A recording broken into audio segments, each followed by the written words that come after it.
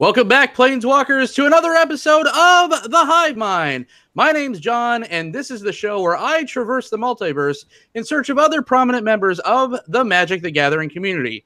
And today is absolutely no different. I have a great guest for you all soon that I will tell you about right after I tell you a little bit about Cardsphere.com. The Hive Mind and 10th Street Hooligans could not be possible without Cardsphere.com. So if you have paper Magic that you want to trade, buy, sell, all that great stuff online, go to cardsphere.com. You could also get cool hats like this and t-shirts and all that crazy jazz at txcp.store. That's txcp.store.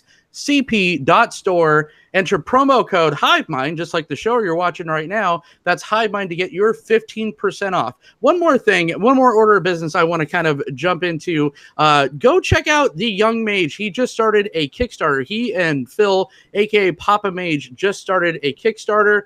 I did a little intro for them. I was gracious, or they were gracious enough to let me do that for them. So, I mean, it's just an absolutely great thing that they're doing over there, teaching young mages out there to play Magic, even young guns like myself and my special guest tonight. They're doing a great service. So go, if you can, go support them with their Kickstarter. That's Young Mage on YouTube. You could find them all over Rhino and Papa Mage all over the Twitters as well. So without further ado, planeswalking in from Salt Lake City, Utah, host of Constructed Criticism podcast, Spencer Howland, ladies and gentlemen. Hello. Did I do it right? I mean, I thought it was great. No, but I was trying to do your, you have like the best intro of any Magic the Gathering podcast, and we need to talk about this because you have like a Weezer cover, and then you have. I saw this in your show notes. Does Weezer do the same song that B.O.B. does? Isn't it? I thought it was. Well, maybe it's a B.O.B. song, but it's Rivers Cuomo. Oh, it is. It is Rivers. Yeah. So huge shout out, by the way. So oh man, I can't get this wrong because he did exactly what I wanted. Oh man, you got me. I like pregame for this because we were drinking. I'm gonna mess this up. Oh man, can you just put it in the show notes? So we have oh man, you like put me on the spot here. Sorry, dude. I'm gonna be so upset if I get this wrong because he did the best job.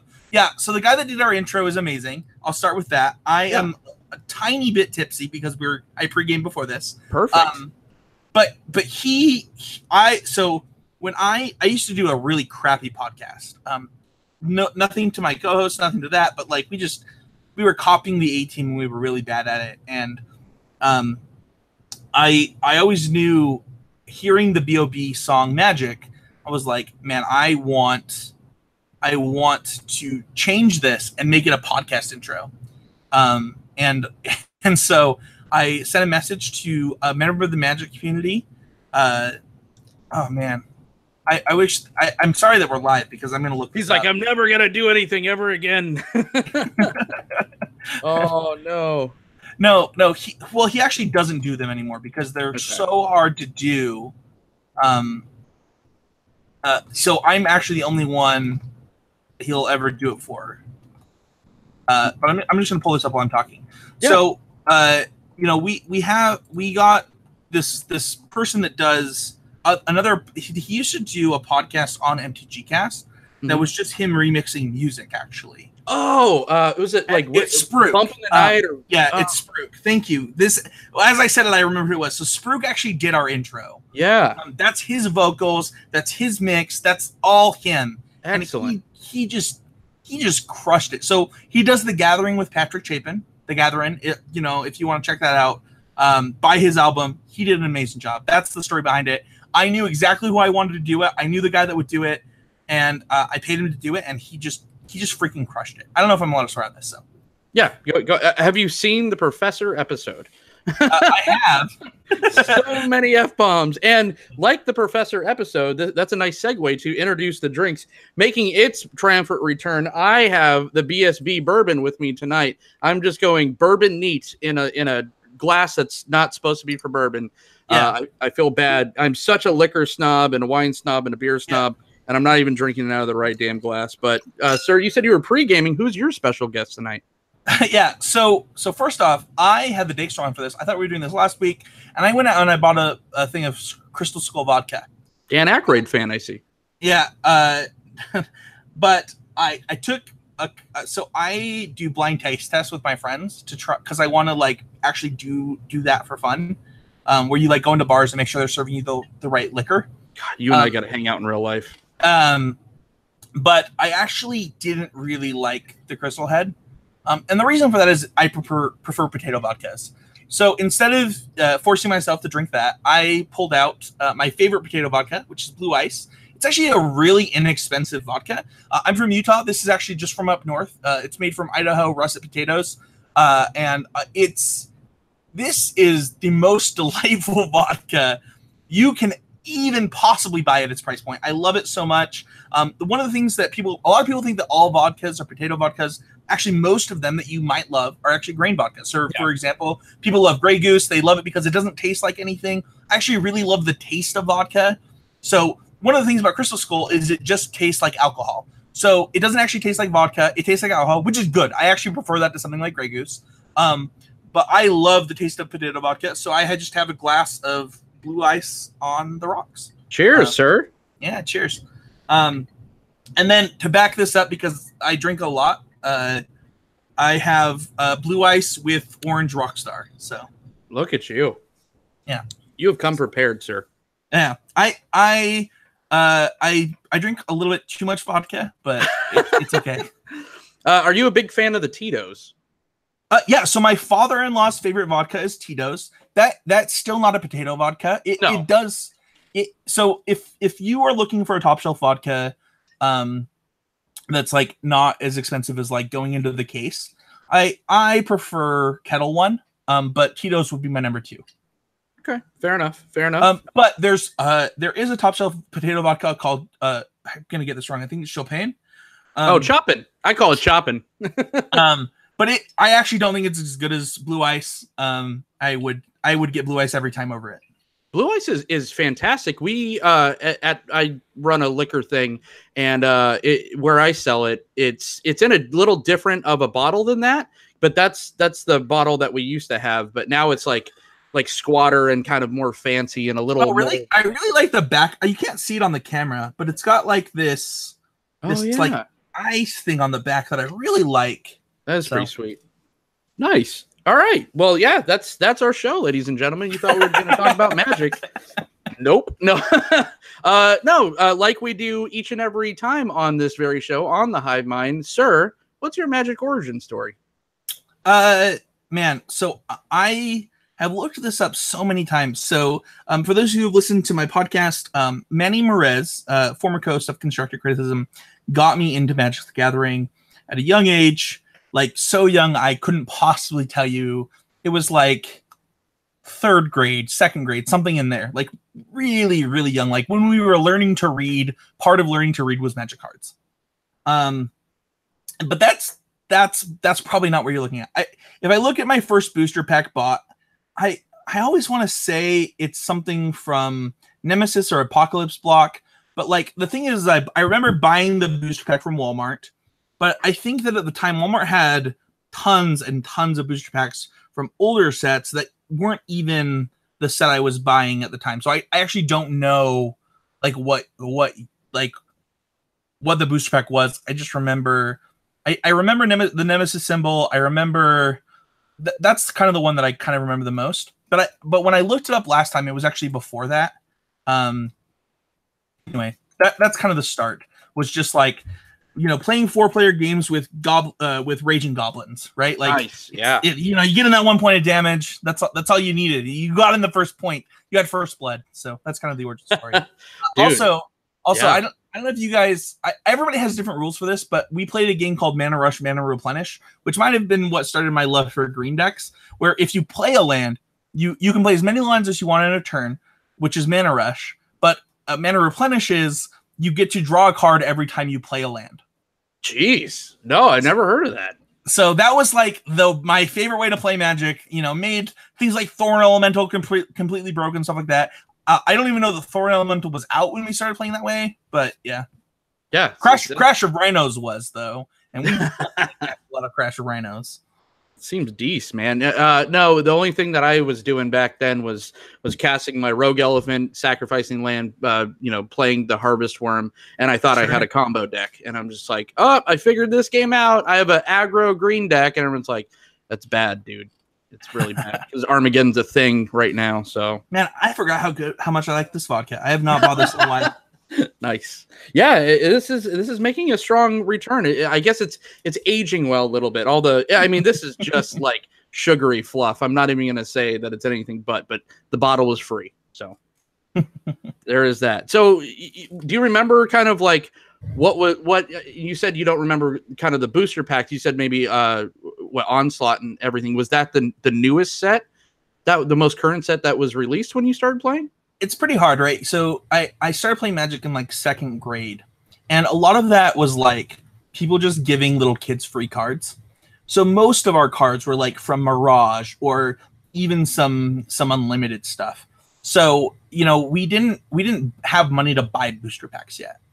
And when we really, really got into it, might have been like, 5th or 6th grade. And that was when Kamigawa and before Kamigawa, so that would be Mirrodin block was out. Yep.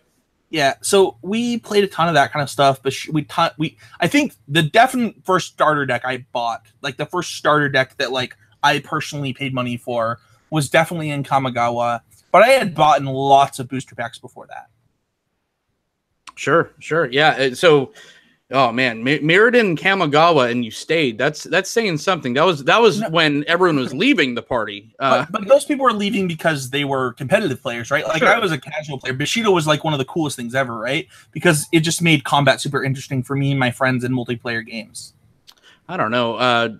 Splice on Arcane and everything. It was. I will always like stick up for the whole Kamigawa thing, but I think that Kamigawa was. It's more of a cult classic now, especially now that EDH is what it is. But at the time, drafting it, I was never a competitive player by any stretch. I thought it was just miserable when it came out. My first draft wasn't until probably Core Set 2012 when I came back to Magic, so I didn't have the experience of drafting Kamigawa or Mirrodin. Yeah, and that's what I mean. When I as everyone does, I left for years, came back to Innistrad and then M13, and I'm just like, oh my god, what have I been missing? Has it been this great the whole time? No, that was pretty much Magic's sweet spot, in my opinion, at least. Do you remember drafting that whole block, like M13 and all that? So M11, I think, was my first draft I ever did. I drafted a. You know what? That's not true, because the first draft deck I ever had the Masticore in it from Rise of Eldrazi. So Rise of Eldrazi must have been my first draft. But I actually do remember drafting Llanowar Elves and thinking that I was so smart for like having as many Llanowar Elves as I had. But Llanowar Elves was not as good in my deck as it could have been because I drafted 3 colors. But I remember. So, fun story. So sure. I did one draft in those core sets, and then I started getting into. They had ELO rating back then, and I played mostly standard, and my ELO rating started to get really good, and so I was incentivized not to learn to draft, because learning to draft meant my ELO rating would likely drop, as I had not done a lot. So I didn't draft again for a long time, probably until like Innistrad and after Innistrad. So, what is your favorite format? Has it always been standard? My favorite format's actually sealed. Okay. Wow. Okay. I think sealed is the most rewarding format for the better players when you look at a large event. So this is actually something that I share with Owen Turnwald. He's talked about this a little bit, which is that when you look at a Grand Prix, and you think about like the number of seal pools opened, and a lot of people are like, oh, like the best seal pools are just going to win. They're going to be broken. They're just going to crush it. And the truth is that like the average player, or even worse than the average player, is likely to open a lot of the best seal pools, and they're going to misbuild their pools. So that makes all of the other seal pools kind of raise in value. So sure, once you get to like 6-0 at a seal tournament, which I've done a lot of times, you start to play against the broken decks and you start to lose. Luckily, that's about what you need to make day 2 of a Grand Prix. So I really, really enjoy day 1 of Grand Prix because if you open a really good deck, you have a really good chance of going undefeated. And if you open a mediocre deck, you still have a chance at day 2. And if you open a medium deck, you have a really good chance at a really good record going into day 2. That's because like a lot of the players are going to misbuild their pools. You have a lot of chances to outbuild a lot of other players, as well as play really well and understand the limited format. I really love sealed. It's like my favorite format by a lot. So what's your favorite constructed format? Like if I could pick a format to be on the Pro Tour, sure. So my favorite constructed format is actually Pauper, but it's not a competitive format. Not yet. I mean, it's close. Sure. I mean, by the end of next year, would you be surprised if that's not a Pro Tour format? So they would need to do a lot of things. If I were to rank constructed formats, my favorite is Pauper. Standard is my second favorite. Probably then Legacy, and then I would literally do anything in the world not to play Modern. That's a big shift. Most of the people I speak to, I mean, Modern's always right up there. If it's not Commander, it's usually Modern. What's your beef with Modern? So Modern doesn't reward the things that getting to the Pro Tour rewards, and it's actually Modern Season's like kind of the worst part of PPTQs. So there's a lot of reasons for this. One, because you have to play against a lot of really bad decks to grind PPTQs when you play Modern Season, and that's because a lot of people just buy one Modern deck and they just jam it. The thing is like there are too many Modern decks that people play, which dilutes the format. Even if the deck's not playable, people will still play it, and that means that it might have a good matchup against the deck you pick. So not that, and a deck can be unplayable and have good matchups, by the way. When I say unplayable, I mean it has mostly bad matchups, and you probably shouldn't pick it for something like a Grand Prix, right? It's not like a bunch of rando decks go and win Grand Prix or top 8 Grand Prix. In fact, most of the time, it's like one of the top tier decks that goes ahead and can make it through 15 rounds plus a top 8. But the thing is like those players can make day 2 with those decks. They can probably win a PPTQ with those decks, and they can definitely 5-0 a league on Magic Online with those decks. But it doesn't make those decks good. And because of that, they latch onto these decks because they can win with them at their local events. And it makes it really hard to like, one, you can't metagame in Modern. You don't have enough sideboard slots to actually beat the things that you need to expect to play against. And I probably wouldn't feel this way if I was like a silver level pro, right? But you know, having taken a year off after my first Pro Tour, having my first Pro Tour be the last Pro Tour of the season back in the old system and stuff, I never have gotten the chance to like grind the way that some of my co-hosts have. And Modern just doesn't reward the things that other competitive Magic rewards, right? Like I can jam 1,000 games of Volkut. I am probably one of the I'm probably one of the better Volkut players in the world, but Volkut's not very good right now, so that doesn't matter. Sure. And that's just not helpful. And the truth is that Modern doesn't get me to where I want to go because I only have to play it whenever there's a Modern event, and they're kind of miserable, to be honest, in my opinion. Like, okay, the fact that I have to play against graveyard decks, affinity decks, broken decks. And the other thing is that I actually really liked Modern when it was like the Splinter Twin, Jund, Birthing Pod, Tron. Like that format was actually really fun because the power level was super high, and so these like rando decks that weren't very good couldn't compete up there. And you only had to prepare for like 8 decks at a time, which is very similar to Standard, but it was also fun because you had like a lot of really good decks. I don't mind there being like an extremely best deck. Obviously, we don't want like an Eldrazi winner situation where you actually just can't play Magic because there's only one good deck. But I actually really like this format where there's like 5 good decks. So, and that's all coming from kind of, and we'll get to that in a second, another good segue, but that's coming from kind of a grinder's mindset. What about more of like an F&M? Would you ever like go to like a F&M for Modern or something like that, where it's a little less competitive, a little lower stakes? So as far as F&M, I have a deal with my wife that I don't play them. So we have date night on Fridays. Sure. But as far as like a local Thursday event, I've gone to a couple Modern ones, but I'm more likely to just play a deck I like in those type of events. The average skill level of the player is significantly lower, and I would just rather just have fun, right? If I'm going to go play Magic to have fun, I'm just going to have fun. Sure. Now, like, you could make the same thing about like a MTGO league, and in those type of leagues, I do actually play Modern now that I have Mana Traders. I'll be playing a lot of Infect over the next couple of weeks just to test for GP Detroit. But that's kind of like how I have to spend my Magic time. So it's a little bit different than maybe some of the other players that you talk to.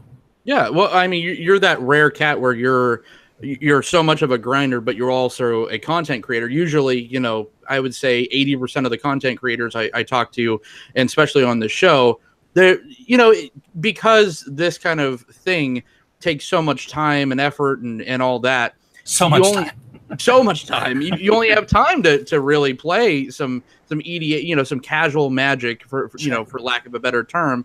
But you're, I mean, and this is what I said I was segueing to, like, when did you kind of decide to, you know, where you had these kind of rando booster packs in grade school to be like, I'm gonna grind, I'm gonna do this thing?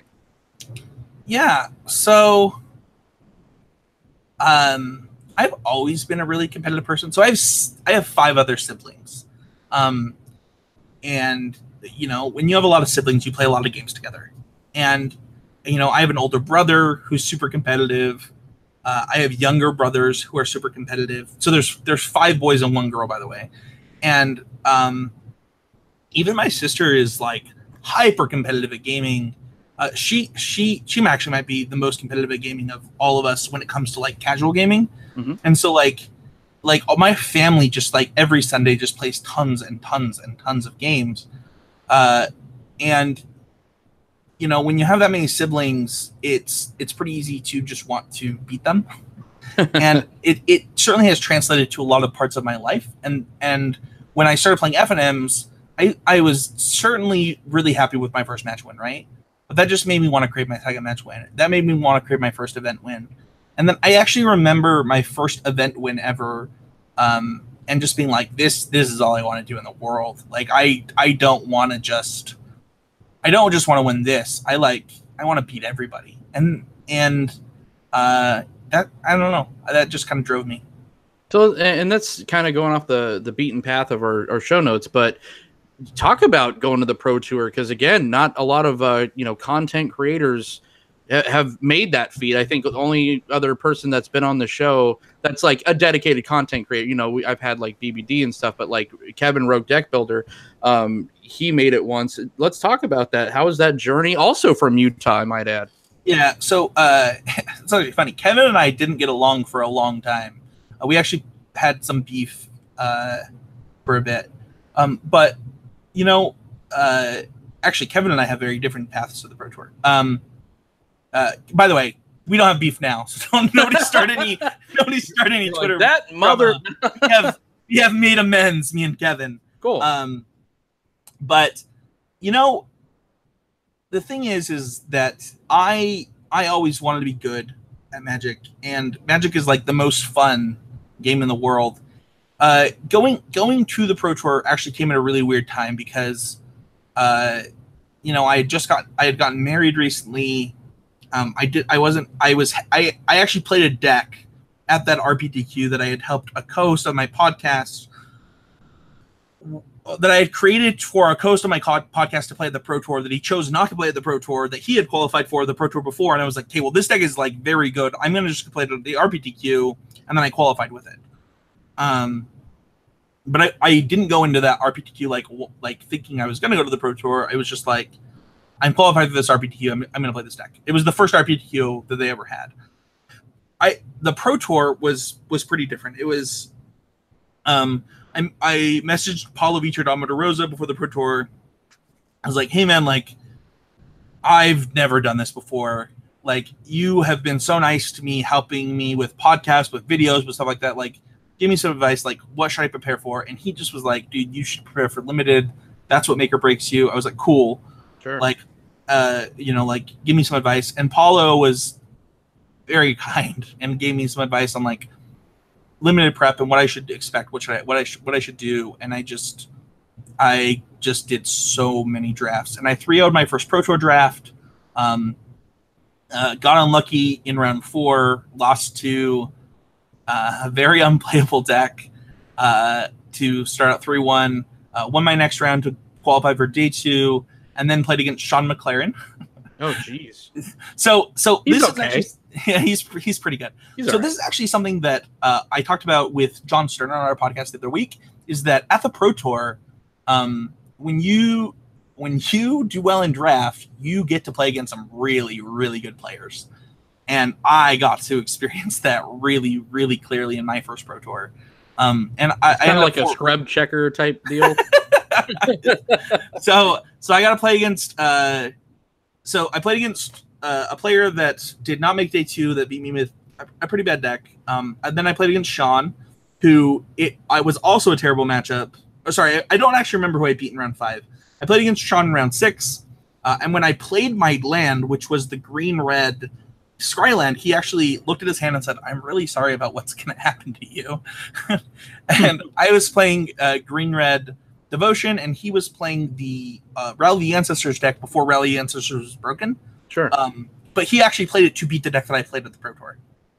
So he crushed me, and then I played against Blue White Heroic, which was a horrible matchup in round 8. I don't remember what I played in the other round, but it was a surreal experience. I got to go to Vancouver, so it was the first time I ever left the country.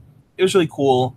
I don't know. All of my co-hosts except for Manny have actually qualified for the Pro Tour. Matt got a GP top 8. Michael's a Silver Pro. Quentin's gone to the Pro Tour a couple times. Casey qualified for the Pro Tour with my own deck. A huge part of our podcast was about improving ourselves and having that be a journey with the listeners.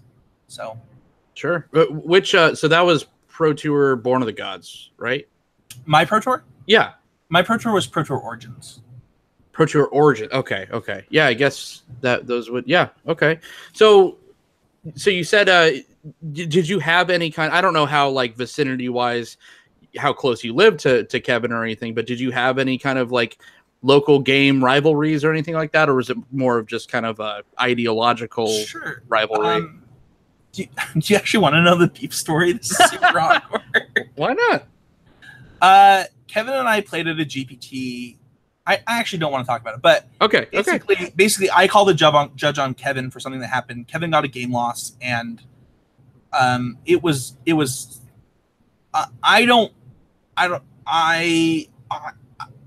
I was going to lose the game that Kevin got the game loss in, and Kevin was upset about it, and that's okay. So Kevin actually doesn't live close to me anymore. He used to live really close. He used to live in the same area in Salt Lake, but he actually has a game store in a city south of me now. That's pretty Gone Rogue Games. Yeah, pretty far south. You can check out his YouTube channel. He does YouTube videos about it. But we'll get into I'll get into the redemption between me and Kevin during a later part, if that's okay. Sure. Maybe a couple more blue ices, huh? Yeah, I called a judge on Kevin. Kevin got a game loss, and we had some beef for a little while, but we're over it. Wow. All right. Well, okay. So going the grinding route, when did you decide, hey, I love playing Magic. I'm really good at playing Magic. I want to talk about it, professionally. How did you get to meet Matt, Mike, Mason? How did all that happen? So as far as I played my first PTQ ever in Boise, Idaho with Matt Kling and my friend Gavin, and Matt took 9th of that PTQ. I made prizes of that PTQ, and we decided to just keep doing that. I top 8'd my second PTQ ever, which was a modern PTQ in which I played Jund with Bloodbraid Elf, which is really fun. Yeah. And after that, I just kept top 8ing PTQs, taking second at a PTQ in Sealed, with a real heartbreak of my opponent getting a 1-outer while he was dead on board, and eventually just so there was a time in Magic, funny enough to believe, where there was no competitive Magic podcasts. So Glory Seekers was like the only competitive Magic podcast. It had died. It wasn't making episodes anymore. And so there was this gap. And I was like it wasn't even just like, I want to talk about Magic. It's that like, hey, I need a podcast because that's the communication style that I prefer. And there's no competitive Magic podcasts. I was like, okay, well, let's make one. So Matt Kling and I had been playing Magic together for years, and Casey Bloodworth was one of our newest teammate, and we just kind of started together with Kyle Falbo, who's an MTG finance guy who did episode 1 and then never did another episode because it wasn't really his speed. Yeah. But yeah, I don't know. 250 episodes later, here we are. Honestly, it was just a lack. In fact, like if you look, the same week that we created our podcast, the Spike feed started. So there was a gap, and the Spike feed and us tried to fill it. Sure. Yeah. Oh man, I remember. This is what, 4 years ago now. Oh, and congratulations on hitting your 5th year anniversary. Thanks. That's incredible. Yeah, it's kind of unreal. Yeah, it's awesome. You said what, 244 episodes? After this, I'll be recording to episode 245.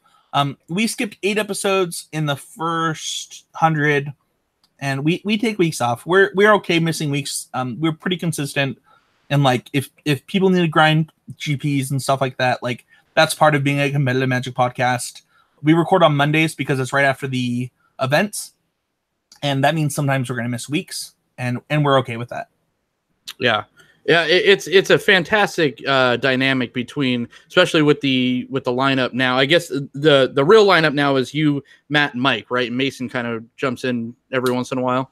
Mason isn't jumping in anymore. Mason does do the trophy majors with me, and he does Constructed Clash. But I think one of the things that I learned at a company that I worked for is like you want to give people their strongest thing, and what Mason is the very, very, very best at is streaming Magic the Gathering. So I wanted to put him in a position to do that, and I want to support him in doing that rather than trying to fill in for me. He did a great job while I was going through the beginning of fatherhood, and I really needed him. But now I just want to support Mason at what he's great at. Awesome. Yeah, it's a fantastic podcast. I remember, I'm sitting at Caesar's Palace graveyard shift. I was the boss, so I was able to do it. I was just, would kind of lock myself in my office doing payroll and whatever, and pop in you guys, pop in Turn One Thoughtseize, Masters of Modern podcast. And it was like you really were like part of that, what got me into Magic podcasting. So, I mean, blame Spencer, everyone, for this. Yeah, it's funny, the number.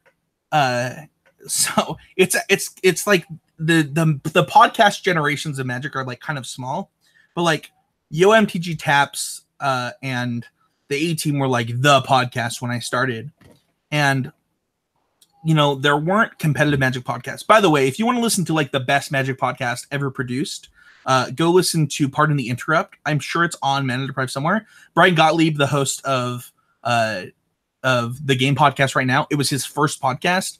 It's unreal. I actually don't know how they did what they did, but it is a literal flip of Pardon the Interruption from ESPN, and they just do the exact same. It's like the best Magic podcast of all time.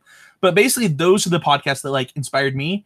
And I had people who did Snapcast tell me that like I inspired them. I am now I have Leaving a Legacy host has told me that I inspired them. So like, there are tons of Magic podcasts that we inspired, and that's amazing. Like that's kind of what you want to hear. Like, you want to lift others up and like improve the community around you, and it's really cool to hear stuff like that. Once again, great. You are the segue like genie, because let's segue into let's talk about the origin of #always improving. And I mean, your podcast has always been so positive too. Yes, it's about you go there for some good competitive play knowledge, and you guys really do walk the walk, because you guys are out there with your nose to the grinders all the time, but it's so uplifting and positive, and you guys are always trying to push each other in a great way. Where did the whole #always improving thing come from?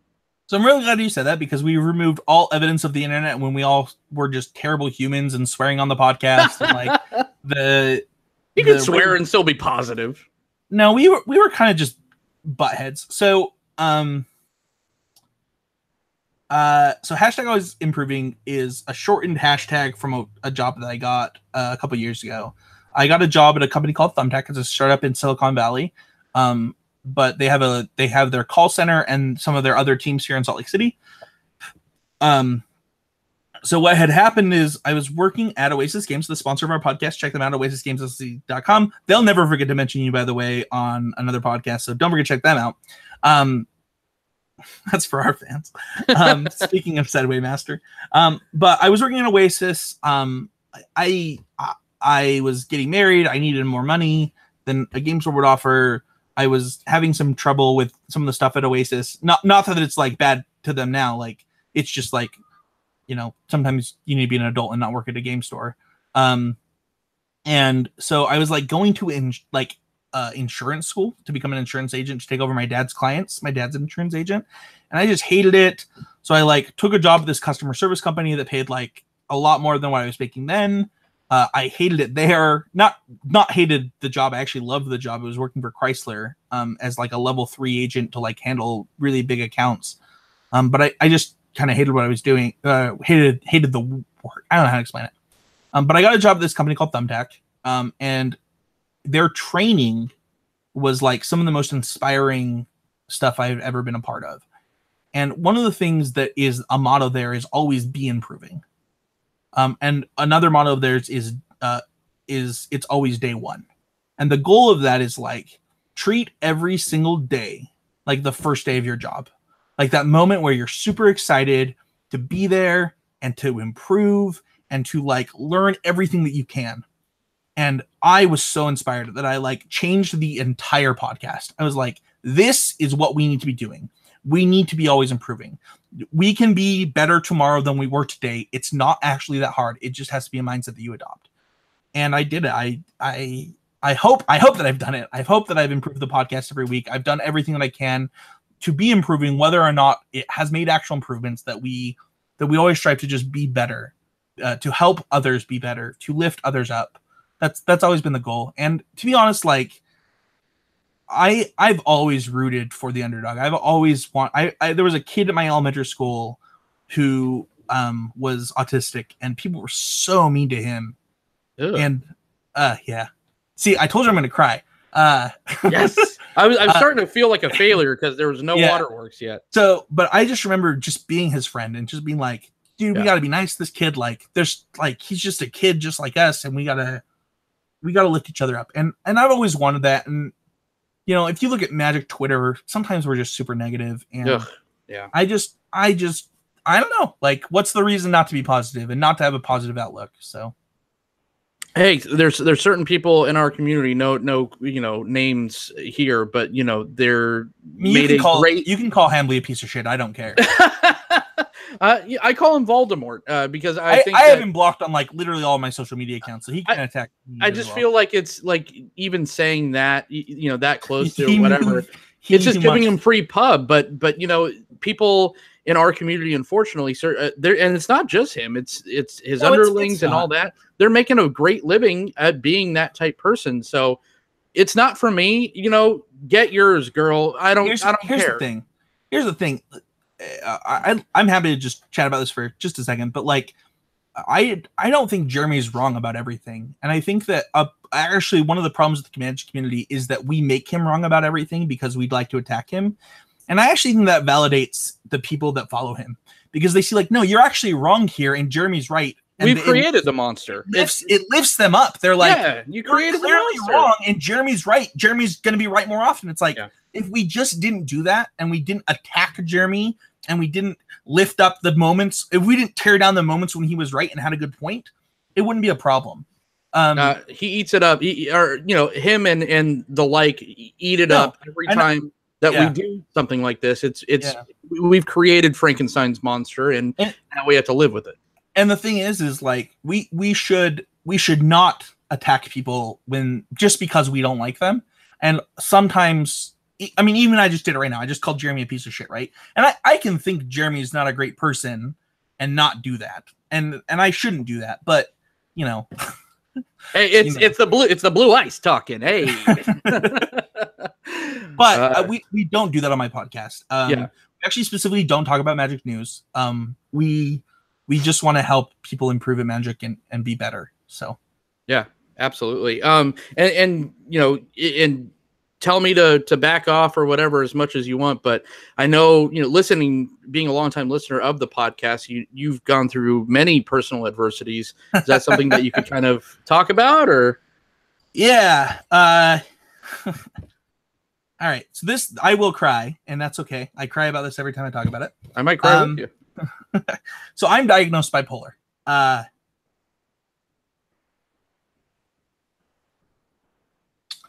So when I was it was actually the week before my 17th birthday.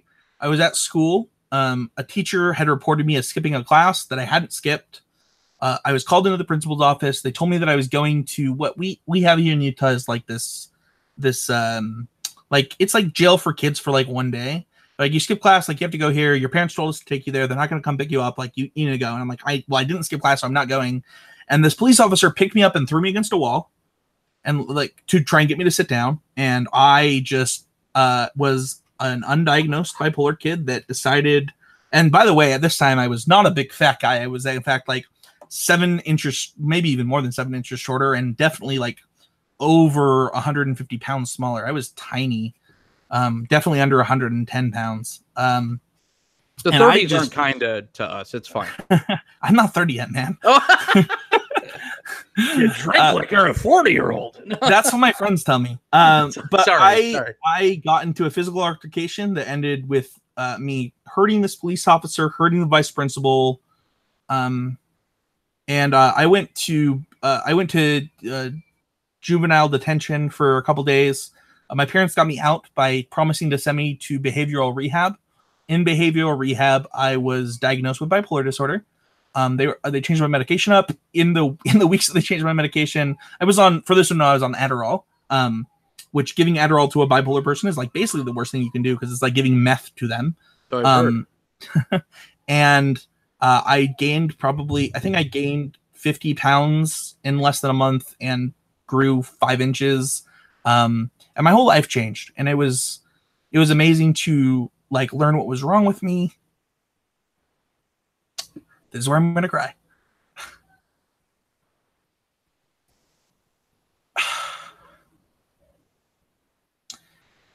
And learn first steps to fix it. So, yeah, I mean, just the fact that you're brave enough to even discuss it, and I had no idea that someone like Nate Holt was going through stuff like this too. You never know, and it's people tend to forget that content creators and podcasters and pro players and movie stars and insert whatever are real people going through some real shit, and it's incredible that you've taken and you've overcome these things to become such a positive force in this community. And I'm sure every other community that you've been a part of, and especially in your family, because that's what's really important. So I thank you for sharing that. So this is actually the Kevin transition. Kevin, I did a video on having bipolar disorder and being a competitive Magic player, and Kevin watched it and he sent me a message. It was funny because I had sent Kevin a message years before that was like, hey man, like, I'm sorry for whatever beef we have. Like, sometimes I'm a shitty person. And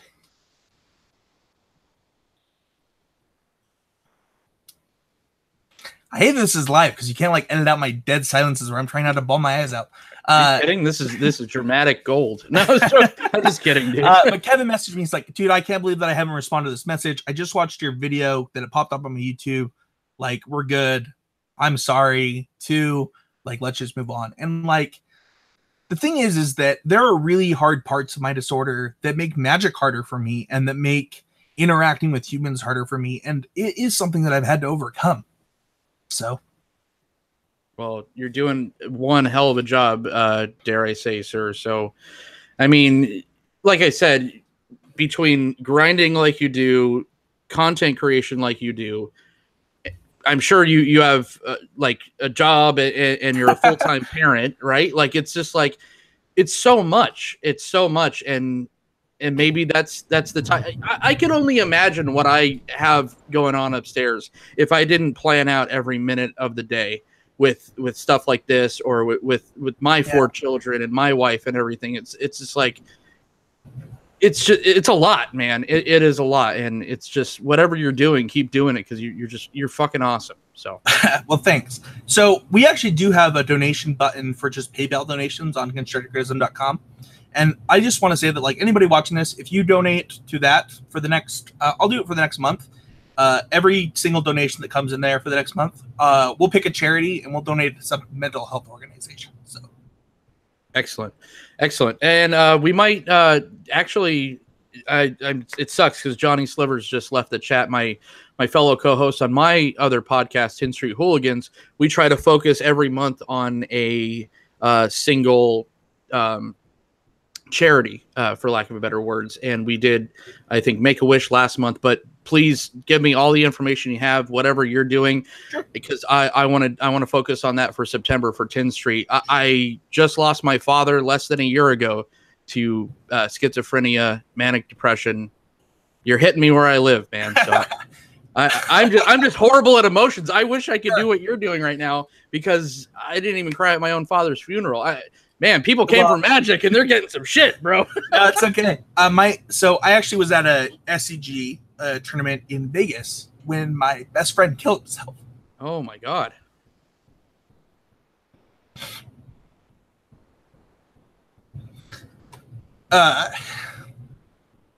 So let's do a zoo.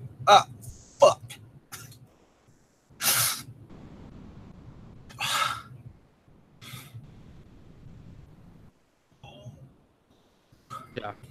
Yeah. I hear you. Let's find a suicide prevention one and let's do that one. Okay. Whatever you want. We could do this as a collaborative focus. And I'd be honored to be attached, any of my shows to be attached to anything that you got going on. So we could, yeah, let's do a collaborative effort. It's funny that I'm gonna change the subject so I stop crying. But it's funny that you mentioned all this stuff, because I actually think that like doing all this stuff is actually a really good coping mechanism for me. You know, being able to focus on getting better at playing Infect, which is what I'm doing right now, is so much better than anything my brain would be doing outside of that. You know, getting better at, you know, podcasting, getting better at my job, getting better at all of these things is just a nice deterrent from the things that my brain would want to do by itself, and focus on these negative things that my brain probably would go to by itself. So in the show notes, you mentioned being a husband and father. And, you know, one of the things that I think of myself as is like a super selfish human being. And, you know, having a kid I'm a really loud human, which I'm sure a lot of people who listen to my podcast would tell you. We tend to be, especially doing what we're doing. And, you know, having a kid, I remember it was like pretty early in my kid's life, and he was just crying and crying and crying and crying. And I was watching him while my wife did something. I just yelled at him. I was like, Maxwell, shut up. And he gave me this look like this was the worst thing that had ever happened to him. And I did not, until this week, which, by the way, is, you know, a nice segue, I had not yelled at my kid again. So I had not yelled at my kid in over a year. Like, not one time, not lost my temper at him, because, you know, I couldn't handle that. And I think Magic does that for a lot of people, where it narrows their focus on something and lets them improve in ways that they, whether you're a competitive player, whether you're a casual player, I think Magic actually gives people this outlet to do this. Absolutely. To focus on their commander deck, to focus on their brawl deck, to focus on, you know, getting better at this one thing in their life, this singular thing, and takes away those moments of anxiety or depression or whatever they're dealing with that, you know, I haven't experienced anywhere else. And, you know, being a father has done that for me. And, you know, well, let's be honest, like, being a father has made me significantly worse at Magic the Gathering. But, you know, I do this stuff because it makes me a better person, and I really enjoy it.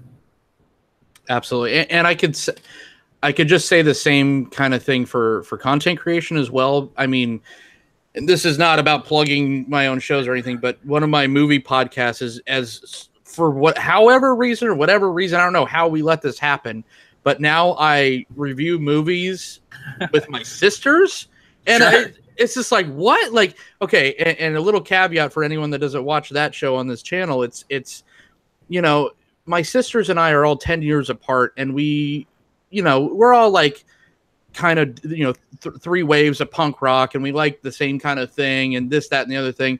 But we all just came from a weird place, and so we never could really hone it in. But Sure. to piggyback on what you were saying, when we have a focused conversation, it makes for one hell of a podcast. So it's just like I never knew I could have this kind of relationship with my sisters of all people, and and like you said, also this kind of stuff does kind of take that stress off, and it makes you a better father in a roundabout way. And my wife will probably argue because she's like, I'm watching these 4 kids right now. You're in there in a corner talking about a child card game, but it's just like, daddy's got to do this to be a better daddy and a husband. Can I speak to that for a second? Yeah. So there's one. I don't know if you listen to to Johnny's podcast or my podcast, but I can guarantee the podcast you should be listening to are Gimlet, everything on Gimlet Media. They're a podcast network and their first podcast was a podcast called Startup, and it was a podcast about making a new podcast network and starting it. And they have the best content on the internet as far as podcasts. They're fucking amazing. But so on Startup, there's an episode where the CEO, which by the way, they did a TV show that only got 1 season of this called Alex Inc. It's based on Startup the podcast. But on one of the episodes, Alex hires a coach to help him as a CEO. And one of the things that they talk about is like how different things affect you as a person.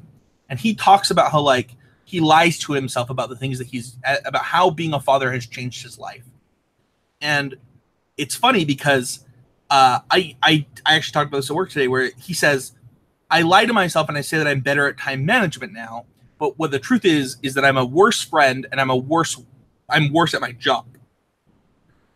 And I think that's true about being a parent. I think that I am worse at my job and I am a worse friend to my friends because I have a kid. But it's about like weighing the other stuff. But I actually do think I'm better at time management because I'm forced to take this part of my life, which is content creation, which is playing competitive Magic, which is going on dates with my wife, which is watching my kid, and forcing that into my life. So, for example, I don't play FNMs on Friday. That is my wife's day. Whatever she wants to do, we're going to do it. I also so we actually have changed this recently where I barbecue on Fridays, except for one day where it's actual date night where we go out, and then we watch a movie on the days where I barbecue. I take my son to the babysitter every single day because my wife is a school teacher and I want her to be able to go to the gym, do what she wants to do before school. And I just deal with the kid in the morning. And then I have the nights to stream, to do podcasting, stuff like that.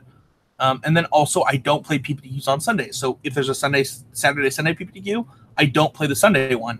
Instead, I watch football with my wife because she loves football. I hang out with the kid and I just dedicate my time and I put it into buckets because that's what I need to do to do the things that I want to do, in addition to make sure that the people around me have the time that they need that are important to me. And I think that content creation actually helps you do that because it forces you to figure out your time management skills. It's true. It's absolutely true. Because, before I was just a hot mess, throwing spaghetti against walls and seeing if it stuck.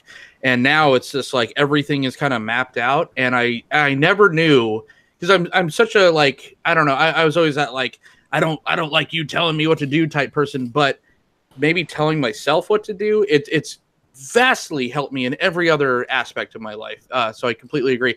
Maybe I spend a little too much time on social media. That's probably I definitely do that.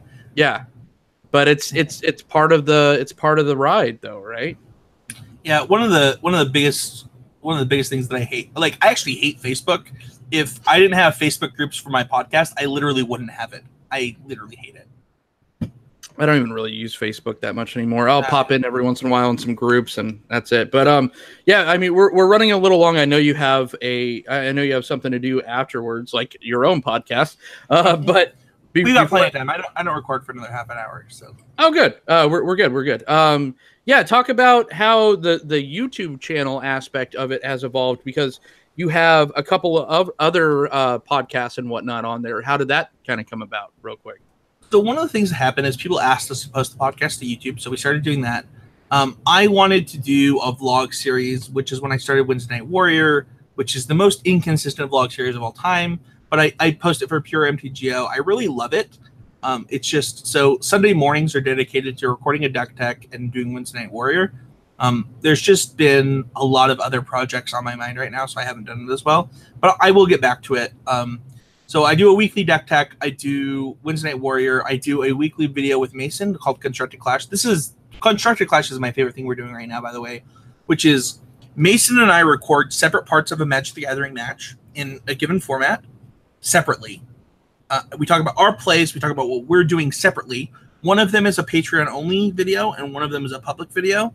And then we do a Patreon-only post-game where we talk about the important turns of the matchup. The people who watch it love it. They're like, this is exactly what I want in Magic the Gathering content. I'm getting both sides, and I'm hearing players discuss that matchup. It's my favorite piece of content that I do right now. And then we had 3 people we were doing a Sunday to Thursday stream.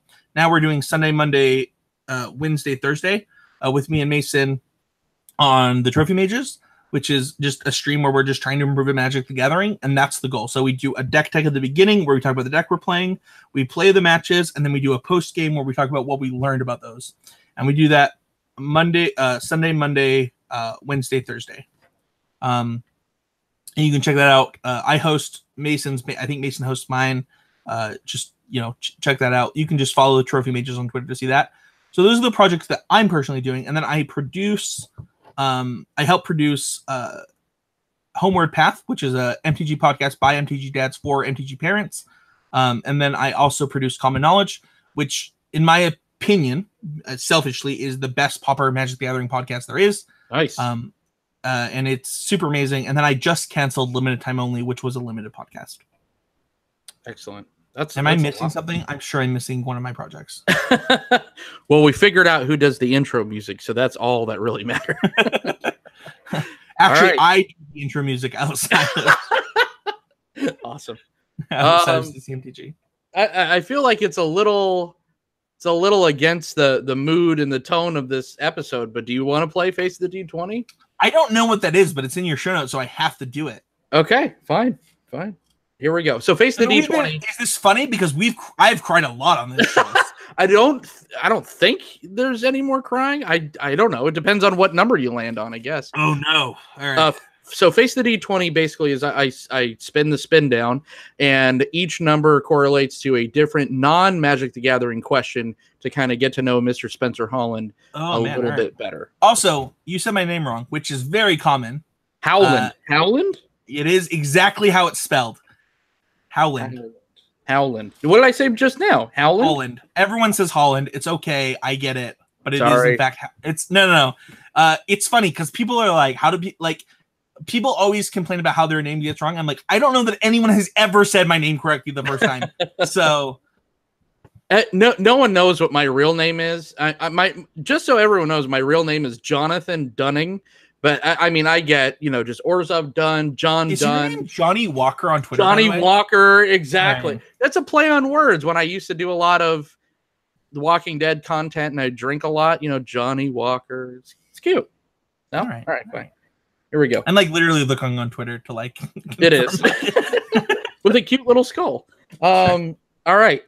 Do you have a spin down by you? If not, I could roll for you. I like that you think this is another thing. I removed all Magic the Gathering cards from my house. I don't actually own Magic the Gathering cards. You're like, how do you play competitive Magic without Magic? I actually am sponsored by Oasis Games. It's part of my podcast deal. That's why they're just super amazing. I don't own Magic cards. If I do, it's because I want to play the deck outside of having to go pull the deck from their store. One of my wife's complaints when we got married is Magic cards all over the house, and so I got rid of them. Yep. I got rid of 90% of mine to buy this wonderful recording equipment you see before you. All right. Yeah, so I see that Yeti. I know what's up.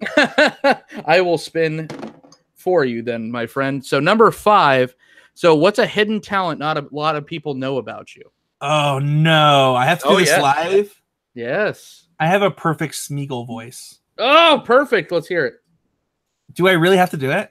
Well, I don't do it for most people. All right. Stupid fat hobbits, it's ruining my day. Dude, that's fantastic. You don't understand. You don't know Smeagol. Who needs Andy Serkis? They could buy Spencer some Blue Ice vodka, and there you go. Dude, that's awesome. Yeah, so this actually started.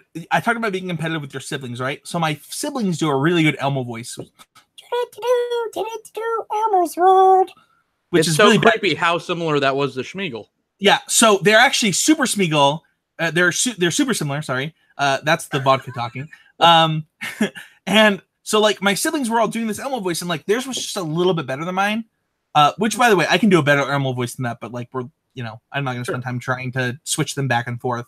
But I was like, you know what this sounds like? It sounds like Smeagol. So instead of trying to compete with my siblings on Elmo, I was like, whatever.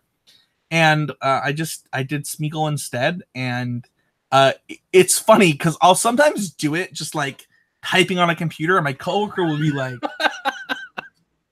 who was that? That's going to be pretty jarring. Oh my god. Yeah, I think that like some of all my favorite lines from Smeagol are definitely the ones he does with Samwise. So like like those are like, so Smeagol's way more fun to, or like when Smeagol is Smeagol and not Gollum while he's talking to the hobbits are far more fun to do because it's like very real and like something somebody who didn't understand what a potato would think. Yeah. So like that's a significantly more fun thing to talk about, but also I've done it so much that I can do it outside of lines. So like sometimes somebody will be like, you can't do a Smeagol voice, and I'll just talk to them like Smeagol for 10 minutes, and they're like, all right, this is a little weird. They're like, fine, you got there, stop it. Gollum is actually a little bit harder because he has kind of like a rasp to his voice that Smeagol doesn't have. Can you do the Gollum choke? No. Or the cough, I guess, rather. No, I mean that's like, you totally did it. Oh my god, it's bad. No, you think that's good, but like if you listen to me next to Andy, it doesn't sound anything alike. Whereas if you listen to me with Andy, I actually don't know that you can tell the difference between our Smeagols. What bar can I go to where you're sitting next to Andy Serkis doing this? Because that's the fucking hill I want to live on. Jeez, you're Spencer, like in the living in the actual Shire. This is incredible. I do a mean Joker. See, that's why I'm so impressed, because I do some like voice acting stuff on the side. But dude, that's incredible. Like, I might have to give you a call. It's actually way too many hours. I actually, if there's anybody who needs like somebody to do a Smeagol voice for the YouTube content, like hit me up. I'm happy to do it. But but don't hit me up for Gollum. I actually think I have a bad Gollum. I know that you're saying it's good, but I actually think it's horrible. That's the line right there. I'll do Schmeagol, but I won't do Gollum, said no one else ever. It's the same thing with competitive Magic. I don't want to just be good at something. I want to be great at it, and I'm not great at Gollum. I actually think that Gollum is hard. So where Smeagol's just really close to Elmo. That was just the first roll, Spencer. Oh shit, we have more. It's just the first roll. Going. All right. 15. What food would you not eat even if someone paid you $500? Pineapple pizza. Go ahead. Oh, no fruit on that guy's pizza. I agree. So actually, fun fact, because people argue with me all this time, all the time about this, I went to culinary school. Oh, nice. So everyone's argument for pineapple pizza is that it's sweet and savory. Fun fact, tomato sauce is already sweet. It's literally why it's on the pizza. All right. Calm down. We don't want Gollum to come out. All right. Next, number 12. What's your... No, I don't like that one. I got to remove that one. It's so lame.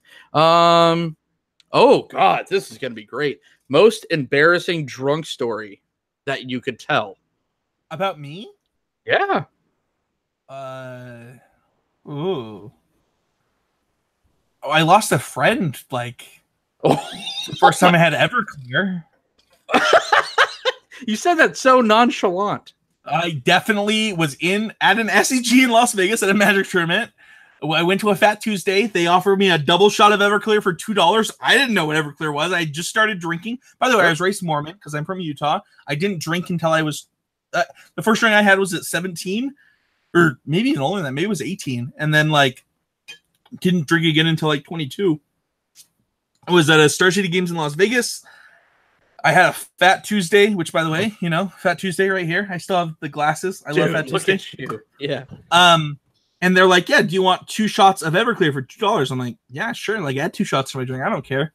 I drank the whole thing in like 5 minutes. In fact, my former host Casey raced us, and I asked my current wife to get married because she was in Vegas with her friends for a bachelor party that weekend. She said yes, and I literally sprinted down the strip from where were we? We were at Planet Hollywood to the Excalibur, which has to be like multiple miles. That's far. I lived there like 22 years. Yeah. So I sprinted like full on. So we were in the car of my friend Austin's car, and he was like stopped. And I was like, well, fuck it. I can like run faster than you're driving. So drunk Spencer got out of the car, ran down the strip to marry his wife, who was like, oh, I was just kidding. I'm not marrying you right now. And I was like, well, fuck you then. Oh. And I like went back to the house and got into a fight with all my friends who didn't come with me to get married, even though the marriage didn't happen. And one of them, yeah, it was rough. Yeah. So like, that's the most embarrassed I've ever been. Can I tell somebody else's embarrassing story? I feel like you were slinking down in your chair inch by inch while you were telling that story. No, this chair is just awkward, but can I tell somebody else's drunk story? Ruin someone else's life. Yeah. That sounds way more fun. So, the first Grand Prix Las Vegas after Constructive Criticism was released. So we have the SCG. So the first GP Las Vegas, I won Boost Q Champio at the heavy meta party. And on Chewy's podcast, we actually announced Constructive Criticism was going to happen. Like myself and Kyle Fell were like, we're going to do this. Like, be prepared. The next Mana Pool, right? No, it was actually on his other podcast he used to do, which is like 3 Questions GP edition. Oh, okay. We so the next Grand Prix, Casey Bloodworth and I just hung out with podcast listeners all weekend. And the podcast listeners I was not there for this, but they convinced Casey to do like a ton of Jaeger bomb shots.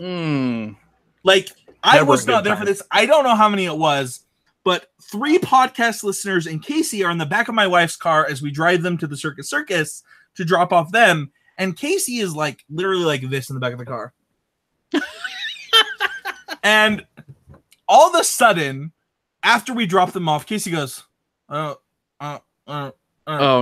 And I'm like, what is going on? And then his head goes down and just vomit starts coming out of his mouth. Knew it was I don't know if you've ever smelled Jaeger vomit before. I've smelled my own quite a bit. It's the worst smell in the entire world. And he's just covered in it. Yep. And he can't move. Like, he's so drunk. We like went to a karaoke bar. So like he and I were playing beer pong. And by the way, we went undefeated in beer pong. Because God, so competitive. And like, so we get to the house we're staying at, because we're staying at my wife's best friend's house, who lives in Vegas. She's super amazing. Her husband's super amazing. Anyway, and Casey, like, so I'm cleaning the car out, and I take Casey and literally shower him, and he's so mad at me while this is happening. Like, why are you showering me? I do this myself. He's like, just Jaeger gurgle. Horrible. But like, it is easily the most embarrassed any human being. My wife literally sold that car because of how bad it smelled for like the next year. Don't do Jaeger bombs, people. Don't do them. Do Irish car bombs because they're tastier. Are those the ones that are on fire? No, they're. Oh, is that the one that you drop into the beer? Yes. Okay. I don't drink beer. Fun fact. You don't drink beer. Oh my God. No, I don't. So I don't like super sweet things, and I don't like super bitter things. So like, if you'll notice, I'm drinking vodka, which is neither sweet nor bitter. I'm drinking an orange vodka, which is neither sweet nor bitter. I don't like it. That's pineapple on pizza is not good, right? Like, yeah, sweet and savory. All right, one more roll. We got one more roll. That's my line, sir. If you could tour with any music artist, who would it be? Someone that's drinking vodka, hopefully. Oh no. Oh yes. I have strong opinions when it comes to music. Good. This is a strong opinion podcast. I'm a pop punk aficionado. Oh my man! I knew I loved you. Look, you see the Alkaline Trio tattoo? This is great. So I'd like to start with a power ranking. So the best pop punk band by a significant margin is Fall Out Boy, and it's not close. Okay, you lost me. All right. But the best album for pop punk of all time is A Hangover You Don't Deserve by Bowling for Soup. And nice. Here's the thing. I would pick Bowling for Soup, and there's a reason. I love Bowling for Soup the same reason I love Kesha, which you guys can say whatever you want about. But hey, she was in one of my favorite movies. I like people that don't give a fuck about what other people think. Sure. And Bowling for Soup gives zero fucks what you think. And they're just going to do what they're going to do, and I would love to party with those dudes. So that's, even though Fall Out Boy is like my favorite band by like a mile, I would pick Bowling for Soup 100% of the time. Are you a Zebrahead fan? No, but I will look them up after this. Oh my God. Zebrahead was kind of similar. They had this pop punk thing going on, but they had a rapper, and he was from Iran. He was an Iranian rapper, and it worked so great. Well. The best party music of all time. And every show they would come to, they would always do $5 shows at the House of Blues in Vegas. And they throw out bags and bags and bags of 49-cent double cheeseburgers from Burger King. This is great. So this is like the coolest concert I've ever been to. So my wife and I's first date, even though she says it wasn't a date because like I didn't tell her it was a date, but I just invited her to like this really expensive concert, it was Fall Out Boy was headlining, but listen to this lineup. Fine. So it was you don't like Fall Out Boy? I know I don't like Fall Out Boy. What is wrong with you? All right. Because I'm older than you. You don't like any of these bands. I'm older than you. I like all of the old pop punk stuff. Before you get into that, I think Blink 182 and Newfound Glory, if we're talking about pop punk icons, so hold on. So Blink 182 is in the top 3, or if not second place for sure. Okay. But also Newfound Glory, which is Casey's favorite band, by the way, is so hold on. So Blink 182 and you struck a chord. This rabbit hole. Sure. No, so the whole other podcast. Yeah. So the best 5 pop punk bands are bands are Fall Out Boy, Blink. I'm not ordering them, by the way. Blink 182, Fall Out Boy, Green Day, because people consider them that, and I will accept that, even though I think they're not pop punk and they're actually alternative. Now they are. Actually, those are just the top 3. Those are actually just the top 3. We don't need to actually mention any other band. No, you were going to say something about Newfound Glory, though. Well, I think they're just outside of it. I think they're just outside of. But the problem is like Newfound Glory's Sticks and Stone album is so much better than the rest of their albums. They're self-titled strong. I don't. Sticks and Stones is like one of the best albums of all time. But anyway, so here's this concert lineup for those who like love punk punk. So it was Metro Station, All Time Low, Fall Out Boy, Hey Monday, Cobra Starship.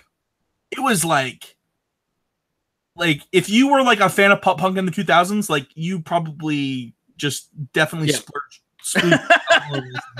It was unreal. Did you like so I am the biggest Gabe Saporta fan on the planet. Dude, you're like mentioning so many bands that I need to look up now. Well, no. Gabe Saporta is the lead singer of Cobra Starship, who started off with Midtown. Midtown. Okay. Spencer. I actually know who you're talking about now. Because he was in a movie with I think you're I think you're right. Oh man, I can't remember. Can I just throw out some pop punk? I actually have a punk pop playlist on my phone. Sure. I just want to shout out some, because most of my friends who loved pop punk back when we were teens are like, pop punk is dead. But I want to shout out some newer bands that are just like actually just as good as the old stuff. Also, Good Charlotte, by the way, just is about to release a new album, which their middle album sucked, but their newest album was actually pretty good. But sorry, I'm just pulling up this playlist. Yeah. See, oh man, Midtown. If anyone, Midtown's long since been disbanded because the lead singer went on to do Cobra Starship, which is fun. It's like electro pop, kind of like what's the band that does like They wanted a guitarist, which is fine. Like it's whatever. Oh man, now I'm blanking on things. Go ahead. Okay, we're drunk. So the two newest best pop punk bands, in my opinion, are As It Is and Set It Off. I'll check them out. So Set It Off is like pretty similar to the stuff you would have liked in the 2000s. And as it is, has this singer that's like very similar to something you might have liked out of like Simple Plan or like that other 2000 stuff where like it's like kind of like this nasally, like, like, you know, what we would have loved. And then, you know, also just a super shout out to Sum 41, which people say is the most overrated band of all time. But like Fat Lip is also one of the best songs of all time. So fuck you. I love Sum 41. Hey, that's one that we agree on. I love Canadians. Sure. Man, you would probably just love this playlist outside of like the Fall Out Boy shit. God, Young Mages. I'm so sorry, Rhino, in the chat right now. Why? Because you were just effing it up, man. What did I do? Also, we're dropping F words. Oh, sure. But Paramore is the most overrated pop punk band of all time, and they actually kind of suck. So that's how I would like to end this. That's a hot take. I agree. There is some stuff to bob your head to with Paramore, but yeah. Also, can I ask a question? Does American Hi-Fi have a good song outside of Flavor of the Week? No, they're absolutely terrible. Because Flavor of the Week is like one of the best pop punk songs ever, but that band is bad. So what you and I are gonna do after this, maybe tomorrow, once the fog is cleared, so to speak, we're gonna DM each other our playlist. State Champs is another newer pop punk band that's super amazing. Listen to Secrets. It's like it is. Especially since you like, Newfound Glory. Listen to State Champs. Very similar sound, newer. Super amazing. Super love them. So I'm going to attempt to do this while I've been drinking. Hold on. You're going to pull out a playlist? I'm going to pull out my leg. Okay. You see that? That's the band that changed my life. What is that band? That's The Descendants. Everything Sucks from The Descendants. That's Milo. That if you like punk at all, that album is perfect. It's absolutely perfect. Where does Jimmy Eat World? Now I'm gonna get a copyright on this. Yeah, that's probably true. I like Jimmy Eat World. Okay. I like Taking Back Sunday. You want to know a pop punk fun fact? Yes. There's only one member of Yellow Card. So the Yellow Card that started and the Yellow Card that ended only have one shared band member. That's Ryan, right? Yeah, so that band cycled through so many band members in its time. They only have one member that was on the band that started. They were fantastic back in the day, and starting line as well. Oh, yeah, love it. All right, we got to wrap this up. I could talk about punk pop all day. So I love that you keep calling it punk pop. I mean, dude, it's like Tupac, but with punk rock. I got my shoe stolen at a Rancid No Effects concert. By the way, I don't like punk rock. Really?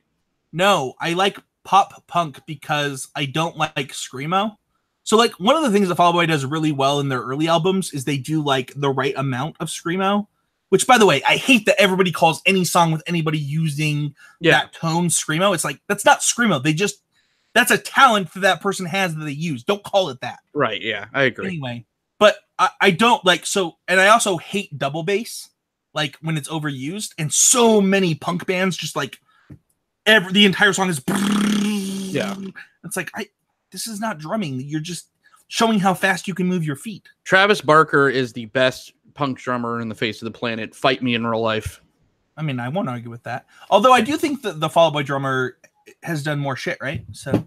Yeah, I don't know. I think Travis is great. I think Matt Freeman. Now I'm putting together my favorite punk band of all time. Matt Freeman, the bassist of Rancid's great guitarist. I'm gonna have to also give it to Tom DeLonge. I know there's some that are out there. I mean, the bassist of Rufio too. Sure. Magic Man Sam, Aristocrat Studies, whatever. Before we end this, how do you rank Tool? I think Tool made some good. I'm gonna love you. You're gonna be my favorite person. Keep going. They made some head bobbing jams and they made some music videos and that's about it. Yes. Thank you. All right. Sorry. Now I just lost all 5 subscribers I have. The number of dislikes this video is about to get from our Ooh, you shit on Maynard? Oh. Yeah, I did. All right, sir. What kind of upcoming projects can you spoil for us real quick? Oh man.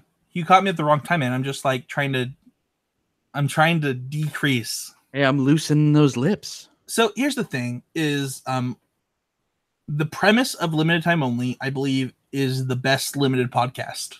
The problem is that I have never had a co-host that could consistently do it. So we did a poll asking for like, hey, what do you want from limited time only over the next year? And everyone was like, we want Spencer to come back and host it. And I was like, no, fuck that. I'm not. No, fuck that. I'm not. I don't have time for that. I don't have time for that. And like, to be honest, either the deck techs or Wednesday Night Warrior are also about to leave. One of them is not going to happen anymore. And I'm going to focus on like the things that I love to do, because I believe that at the end of the day, when you're watching a Magic content creator, you want to watch them do something they love, because they're going to be more invested and they're going to really, really enjoy it. And so I want to deliver that from both myself and from my fellow content creators. One of the things that things that people might ask me is like, Spencer, you have like this pretty casual Magic the Gathering podcast in Homeward Path on your network. Like, what is going on? And I know that Adam, the host, wants to be a great podcaster and that he loves podcasting. And I want to support him in that. I know Mason loves streaming and he wants to be a great streamer, and I want to support him in that. And that's the kind of content I want to create. So I would expect more and better of the things that I'm doing that from those type of people. Lobert, for example, from Common Knowledge, is the best thing that's ever happened to me in my life. Outside of like, you know, my kid and shit. Yeah. There's like he records the video, edits the video, puts the intro, the outro, all that shit in there, so that I just literally take the audio file and then post it. So I would just expect like more production from Spencer Howland and less like content from Spencer Howland, because I want to support these great people that I've surrounded myself with and allow them to thrive the way. I mean, sure, constructive criticism isn't the biggest podcast. We have like 8,000 listeners. It's not close to limited resources. It's probably not close to game, but like, I don't know. I'm proud of 8,000 listeners, and I'll tout that to the top of the mountain, and I'll continue to make content for those 8,000 people until they leave me. But I also want to get Common Knowledge to the type of listener base that it can get to. I want to get Mason to the type of viewers that he can get to, and I want to get, you know, that casual crowd that wants to get a little bit better Magic with the time that they have better with Homeward Path. And that's where I'm focused right now. It's not new projects, it's improving the projects that we have. Excellent. I would just say that the number of views that we get at constructivecriticism.com compared to the number of podcast listeners we get is too low. If you want amazing Magic content produced by people that love what they're doing, just go to constructivecriticism.com and you'll find it. Well, before you sign off on the camera and you kind of fade away to the producer role, man, I again, putting you on the spot, but you would be one hell of a 10th Street hooligan co-host as well for one of these episodes. So I will do. You're not the. So it was funny. I saw one of your videos and I retweeted it, and you were like, "Oh, dude, I love your podcast. I love to have you on." And it was like, yeah, I will always do that. It's funny because I think people have a fear of talking to the people that inspired them, and I don't have that fear. I've had Paulo Vitor Rosa on probably 7 different shows. He's been on 2 episodes of Constructive Criticism. I've had KYT, which is like my personal Magic inspiration, on Constructive Criticism. You should not fear asking the people that make the content that you love to come on your content, because you know what? They're going to say yes. And you should want them there because they inspired you for a reason, and they will also inspire your listeners. And you should just not be afraid to reach out to those people. So Johnny, thank you for having me on, because because you asked me on, it quote unquote forced me to watch episodes of your show that I hadn't watched yet to make sure that I understood what I was getting into. And like, I tweeted something today that you're like, that's high praise. But like, honestly, the last person to try and do what you do that I loved was Chris Plummer, who now does a Hearthstone podcast. He quit Magic the Gathering, but he did a podcast about people on MTG Cast. And I think lifting up other content creators is like a pretty big deal. And we should all try and do that, regardless of the size of our show, regardless of what we're doing. You know, we are a community, and that's fucking important. Yeah. Wow. Perfectly stated. Again, thank you so much for doing this. Where can everyone find you, sir? You can find me at Spencer13H on Twitter. You can find me at oh man, I almost went into my co-host stuff. I do this way too much. You can find me at Spencer13H. You can find me on YouTube at youtube.com/c/constructive criticism. You can just go to constructivecriticism.com, click on anything you want there. You're gonna find the content that you're looking for. I produce the shows that I talked about. I love the hosts of my shows. I want to support them. You can support us at constructivecriticism.com, patreon.com/ccmtg, as well as the Patreon for each of their shows. And if you want to support the network directly, just go to patreon.com/HeezyGameMedia. So, fun fact, I actually touted Heezy Game Media on Patreon for like a year and got 0 donations. I was like, what the fuck is wrong? And I went and looked at it, and I had never activated it. No. Oh, well, lesson learned. Yeah, so I activated it like a month ago. So if you want to support all of our content, check us out there. But you know, I also want to just say one thing before we go, which is I'm a dad with a full-time job in the tech industry, which is like the highest competitive industry in the world. I've qualified for the Pro Tour. I do a Magic the Gathering podcast every single week, as well as multiple different types of content. And I just want to say that, like, no matter what you're working on or what you want to be doing, you can do it. It's not about like being great at something. It's about #always improving and being better than you were the day before.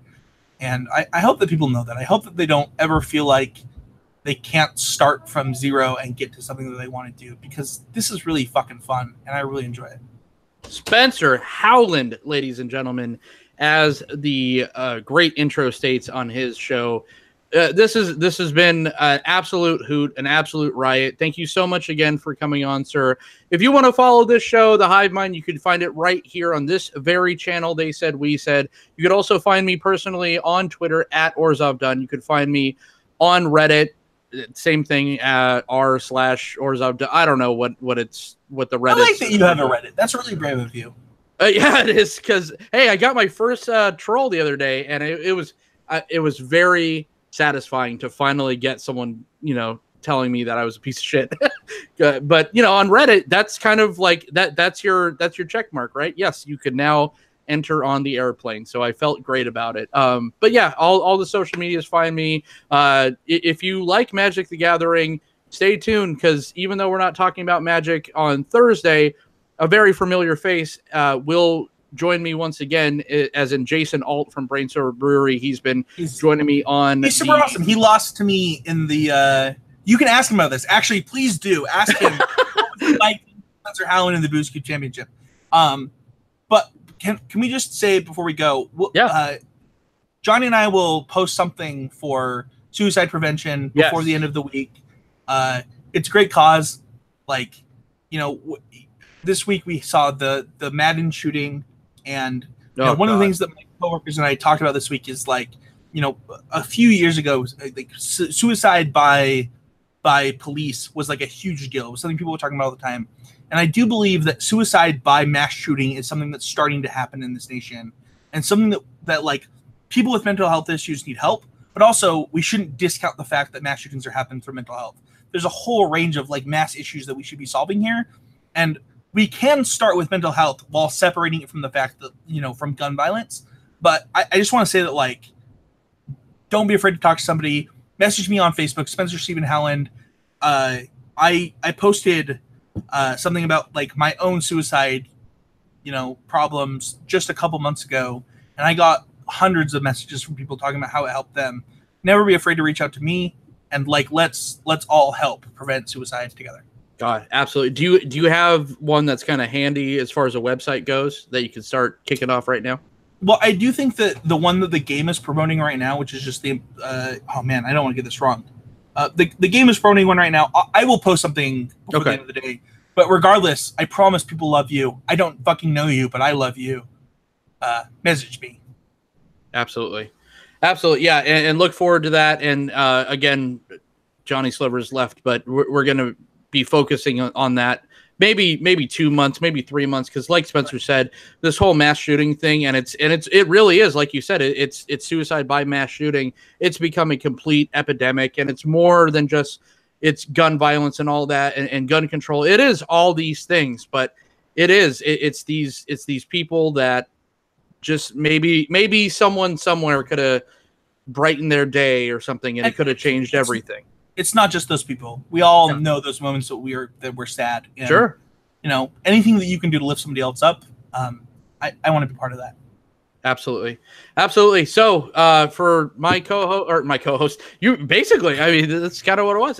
But for my special guest tonight from Constructed Criticism, Spencer Howland, I'm Jon Dunning, better known as Orzhov Dunn, and we will see you all next time, Planeswalkers in the Multiverse. Bye, everybody.